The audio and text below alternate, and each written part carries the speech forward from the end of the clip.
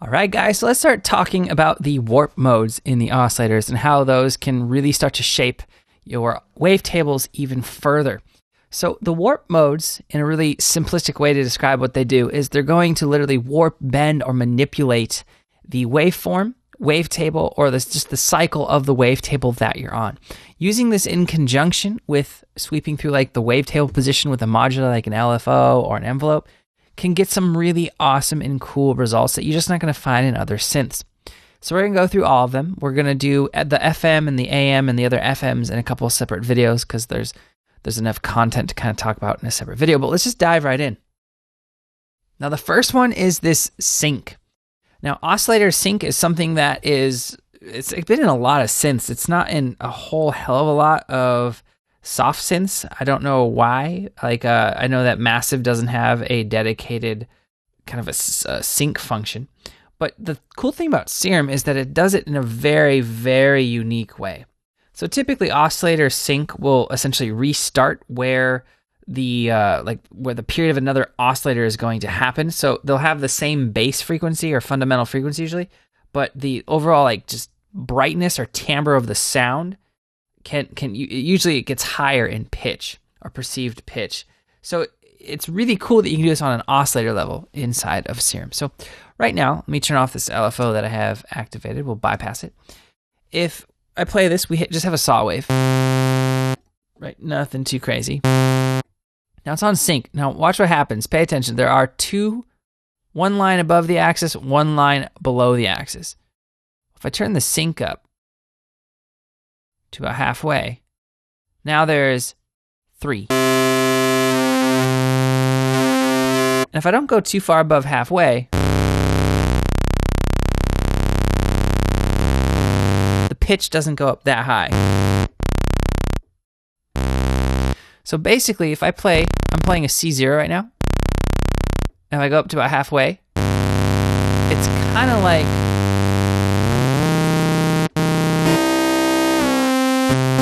I'm going up in pitch, but it's not actually going up by at an octave value. But let's listen to this as I play this C1.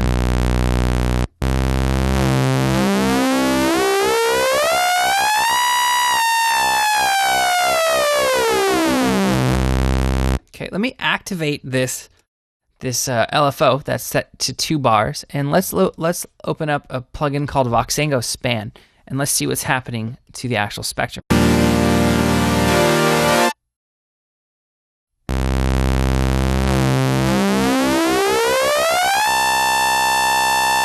So you can see it's like sweeping upwards through the spectrum of different harmonics that relate to the fundamental and going up in pitch, which is really cool. So there's a few different syncs. There's this no window, and then there's this half window. So this one, let me bypass the modulator real quick. This one kind of curves at points. See that? So right now, this is a half window, right? So if we go to no window and change, see how it basically clips that off at the end?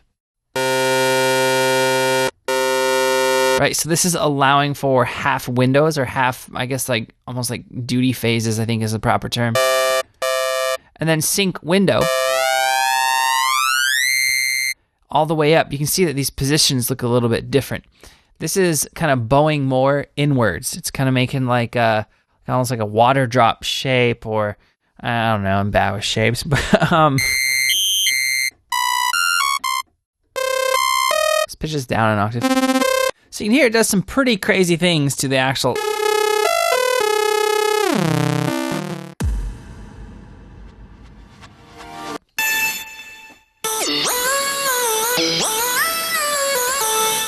All right, so this has an FM from B. Let's change it to a sync no window. And let's change this to a sync as well. Let's try messing out with a few of these.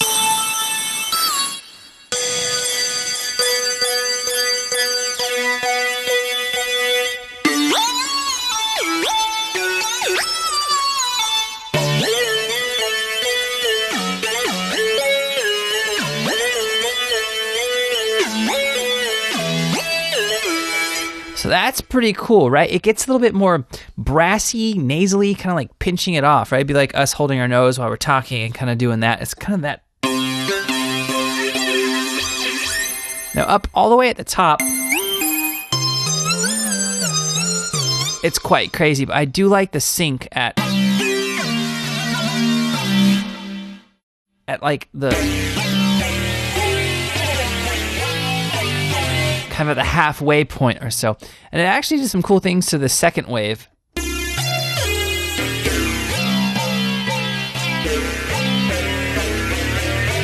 All right, let's check it out on a bass now and see if it does something cool. Let's try it on this patch right here.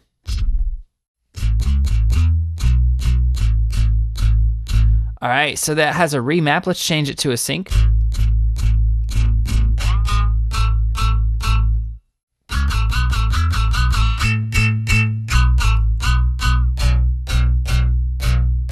Now you can see as I move this around at different positions, it's almost like it's out of tune with itself, right?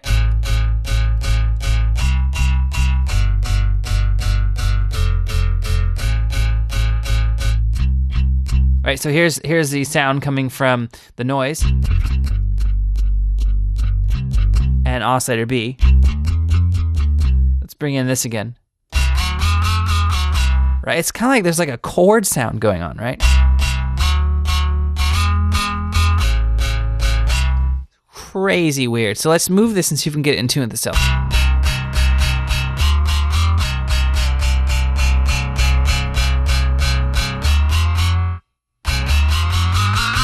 So that's better.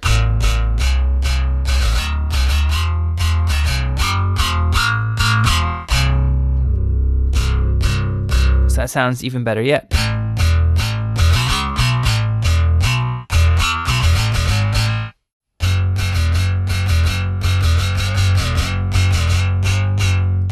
All right, let's change it to the sync half window.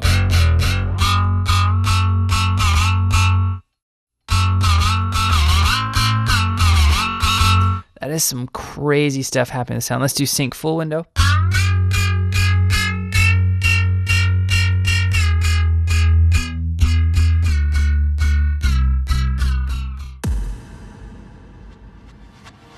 Let's go down to a vocal sound real quick, because the sync on a vocal wavetable is really, really cool. So right now we have a vocal sound loaded up. It sounds like this. Right, so right now it's kind of like a chill vocal pad. Let's jump the cutoff.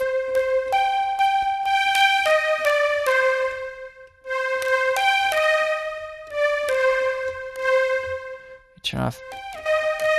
Okay, so let's check this out. Let's load up the sync and we'll test it out on this. All right, it sounds even more vocally, right? I kind of hate that click that's happening, so let's remove that.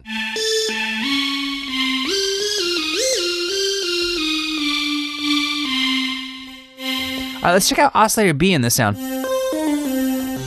This is a custom wavetable that is kind of like, it has a vocal type sound. Let's load up a sync again and see if we can make it more vocalish. All right, now here's a really cool thing with the sync and when you're trying to get vocal sounds is when we sing, and I'm not gonna sing because I'm not much of a singer, but if I go like, hey, and as it dips down, as the pitch changes, that's what makes it kind of sound like a vowel sound if this was a wavetable, or that's actually makes it sound like speech, right? So let's go to an open LFO and let's modulate the sync position. Let's make it an envelope though.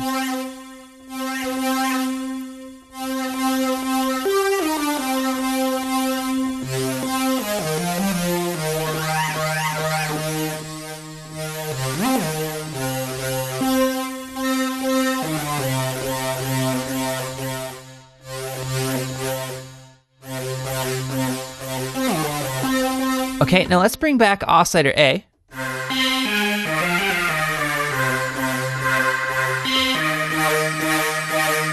Okay, let's pitch this up so they're both in the same pitch.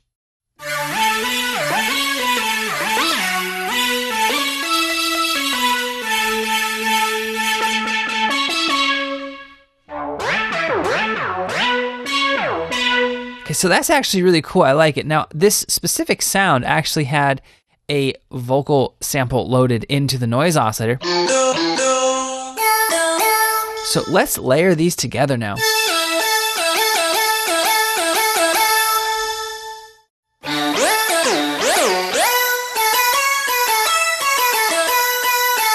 Okay, so the sync I absolutely love on vocal sounds. I'm actually going to save this preset because I really... All right, so you might be thinking, well, I started with a wavetable that sounded reminiscent of a vocal sound and I have a vocal sample in. Let's actually test this out on a, let's turn off the noise oscillator. So it's just this one oscillator B that has a noise sounding-ish wavetable, and then oscillator A, which is just basically now a sine wave, right? So let's check this out with the sync on.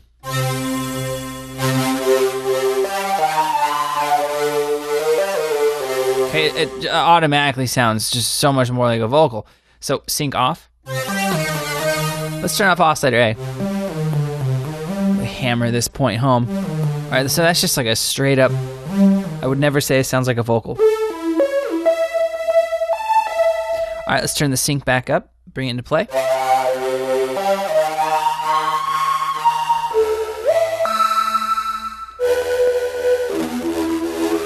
Okay, so if it's static, it doesn't sound a whole heck of a lot like a vocal. It's starting to, but bringing in the movement with an LFO, let's keep it on an envelope. We'll keep it to BPM. We'll make this an eighth note.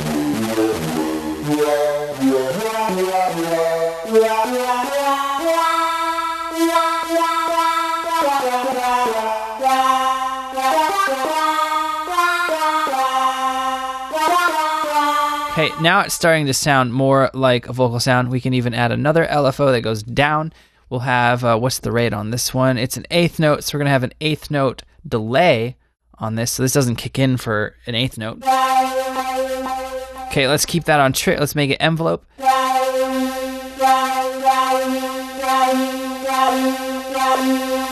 We'll just change it to an eighth note value. Let's take that down a little bit.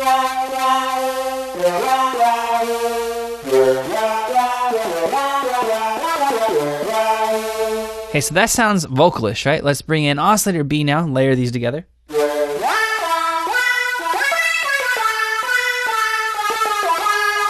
Right, so the sync can make a lot of different wavetables, whether it's analog, digital, spectral, or otherwise, sound very vocal. Now, speaking of that, what happens if we put it on a vowel sound? Right, well, it's gonna be really cool.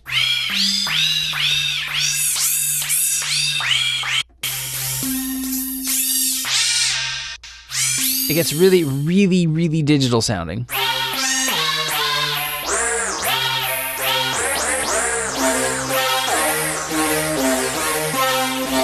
All right, guys, so that sums up our look at the sync warp modes. You can use them in a lot of different fashions than I showed in this video, but you should have a very clear understanding of just what it does to any wavetable as well as how it sounds. So I'll see you guys in the next video where we'll be checking out the bend modes.